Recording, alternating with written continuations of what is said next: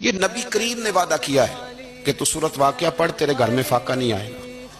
حضرت عبداللہ ابن مسعود رضی اللہ تعالیٰ عنہ بیمار تھے تو حضرت عثمان غنی رضی اللہ تعالیٰ عنہ تیمارداری کے لیے تشریف لے گئے اور جا کر کے کہا کہ آپ بڑے بیمار ہیں، آپ کی بیٹیاں زیادہ ہیں، میں چاہتا ہوں کہ خزانے میں سے کچھ مدد کروں۔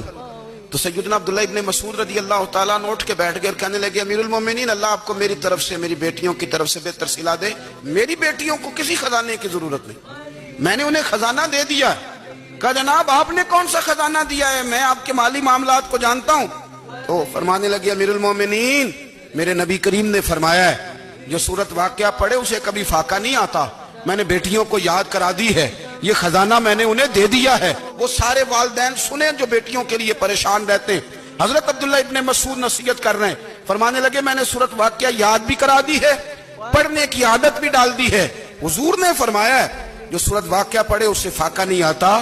کہنے لگے چاند تو اپنی جگہ چھوڑ سکتا ہے، سورج گر سکتا ہے، تارے ٹوٹ سکتے ہیں، پر مدینے والے رسول کی بات غلط نہیں ہو سکتی۔